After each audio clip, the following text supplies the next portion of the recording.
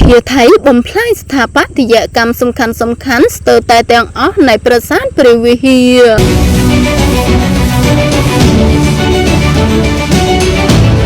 ប្រាសាទព្រះវិហារនិងតំបន់ជុំវិញត្រូវបានយោធាថៃធ្វើការបាញ់ប្រហារនិងទម្លាក់គ្រាប់បែកខូចខាតយ៉ាងដំណំនៅក្នុងសង្គ្រាមយោធាថៃស្លៀនពានប្រទេសកម្ពុជាទាំងលើកទី1និងលើកទី2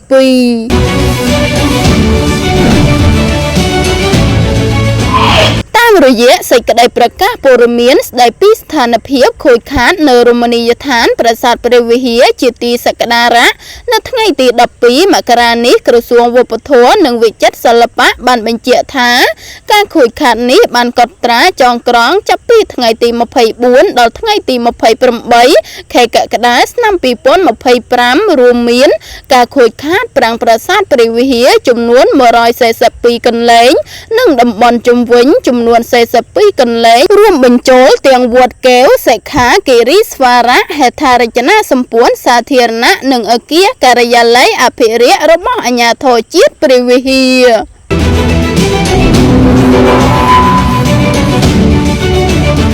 ដោយលេខសហគមន៍ជុំវិញប្រាសាទរងការខូចខាតចំនួន60កន្លែងរួមមានផ្ទះសម្បែងសាលារៀនវត្តអារាមនិងហេដ្ឋារចនាសម្ព័ន្ធសាធារណៈផ្សេងទៀតបណ្ដាលឲ្យប្រជាជនចំនួន14832នាក់ត្រូវបង្ខំចិត្តជម្លៀសចេញពីផ្ទះ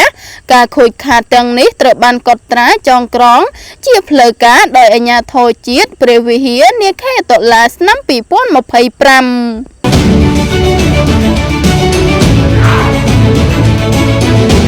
បើតាមក្រសួងវប្បធម៌ការកត់ត្រាចងក្រងពីការខូចខាតចាប់ពីថ្ងៃទី7ដល់ថ្ងៃទី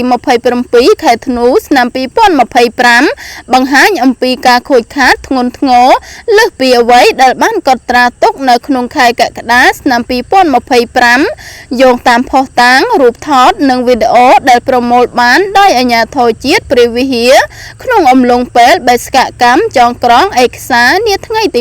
28ខែធ្នូឆ្នាំ2025សំណង់ស្ថាបត្យកម្មសំខាន់ស្ទើរតែទាំងអស់នៃប្រាសាទចាប់ពីគោបុរៈទី1ដល់គោបុរៈទី5រួមទាំងស្ពានហាលតភ្ជាប់ទាំងអស់និងជណ្ដើរបុរាណខាងជើងបានទទួលរងផលប៉ះពាល់យ៉ាងធ្ងន់ធ្ងរ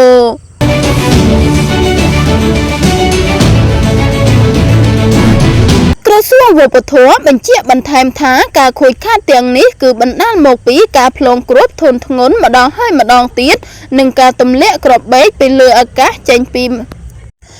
ក្រសួងវប្បធម៌បញ្ជាក់បន្ថែមថាការខូចខាតទាំងនេះគឺបណ្ដាលមកពីការផ្លងគ្រោះធនធ្ងន់ម្ដងហើយម្ដងទៀតនិងការទម្លាក់គ្រាប់បែកពីលើអាកាសចេញពីយន្តហោះគ្មានមនុស្សបើកនិងយន្តហោះចម្បាំង